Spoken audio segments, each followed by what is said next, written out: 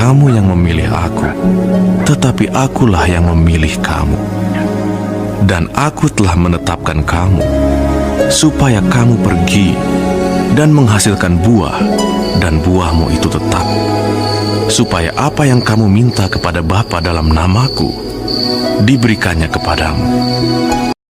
Tuhanlah yang memilih kita, ya, yang jelas di sana. Nah, dari situ kita tahu ya apa yang sudah saya ceritakan di depan tadi. Tentunya benih yang akan ditanam dan benih yang tidak ditanam atau disisihkan tentunya berbeda.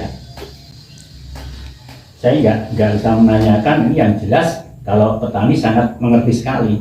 Jelas berbeda dari benih yang dipilih dengan benih yang dipilih, itu jelas berbeda. Nah, terus sekarang dari benih yang dipilih, tentunya yang memilih itu memiliki tujuan-tujuan tertentu. Agar supaya bagaimana, saya pun tidak usah menerjemahkan, itu sudah jelas. Agar supaya ketika tumbuh, pohonnya bagus. Ketika berbuah, buahnya banyak. Dan lain sebagainya, dan lain sebagainya. Berarti dari penjelasan yang awal ini, Tuhan mengatakan, ya, di sini bukan kamu yang memilih aku, tapi aku yang memilih kamu. Kalau Tuhan memilih kita, jelas Tuhan memiliki tujuan kepada manusia yang tidak dipilih. Jelas beda. Ya, dari keberbedaan ini, ya, nanti kita pahami di sana. Jika Tuhan memilih kita, mesti ada Tuhan menjamin kita, gitu ya. Kalau kita dipilih Tuhan. Jadi jelas kita memahami mengapa Tuhan memilih saya, itu ya. Terutama hidup kita jelas terjamin. Jelas terjamin. Karena apa? Tuhan sangat mengenal hidup kita. Dalam kitab juga dikatakan sebenarnya kita itu sudah dipilih terlebih dahulu. Terus sekarang baru kita memahami bahwa saya adalah pilihan Tuhan. Karena apa? Tuhan mengenal. Seperti hanya saya tadi, ya, sekalipun dikatakan adalah sebagai tindakan baik yang dari dirinya sendiri. Ini bisa dirasakan, ya. Jadi melakukan tanggung jawab, yang menjunjung tinggi tanggung jawab, berarti dirinya sendiri itu merasa bahwa memiliki sikap yang baik.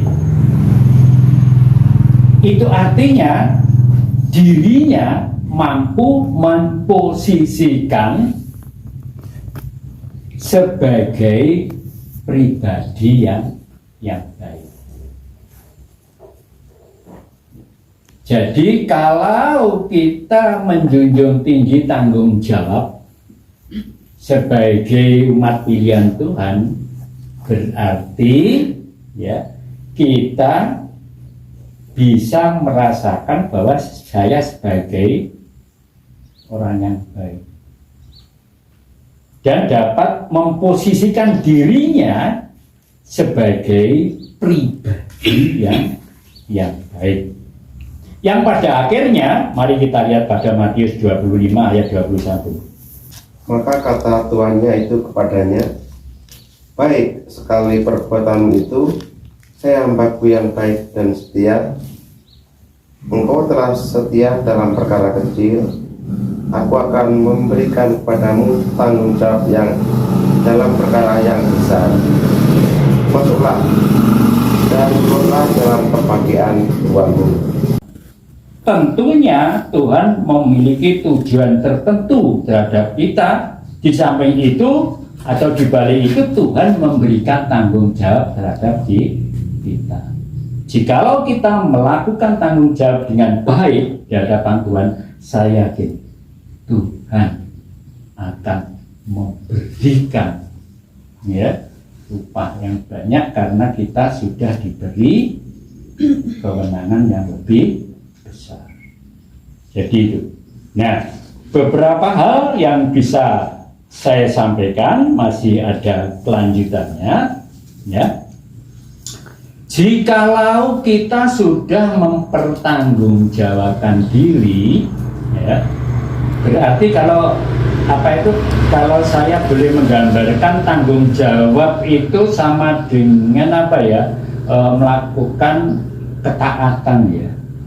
Berarti kalau besar tanggung jawabnya, ketaatan kepada Tuhan akan lebih besar juga. Otomatis ini ya, kalau kita bertanggung jawab di hadapan Tuhan sebagai panggilan atau sebagai pilihan Tuhan, dan kita berarti ya memperbesar ketaatan kita di hadapan Tuhan.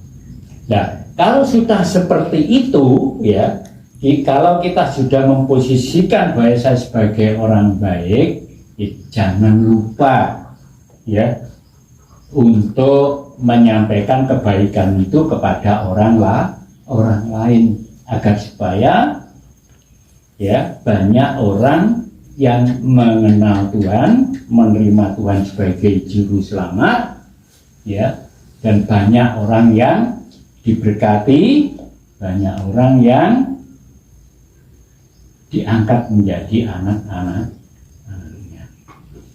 Apa itu melayani kepada orang lain atau kepada anak kita yang baik, tapi sebelumnya kita harus istilahnya membentuk pribadi dirinya, yaitu baik, tanggung jawab kepada Tuhan ya, taat tentang perintah Tuhan, dan juga mengaku Tuhan sebagai pilihan, dan juga kita mengaku bahwa kita adalah buah yang dari Tuhan.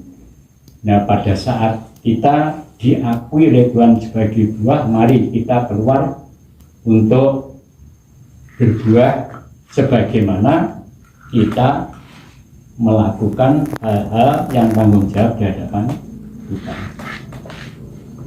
Sehingga ketika Tuhan mengumpulkan orang-orang yang dipilih ya, yang memiliki buah tetap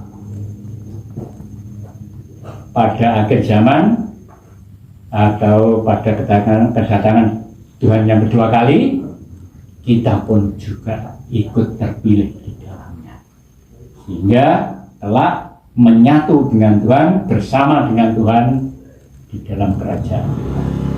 Amin.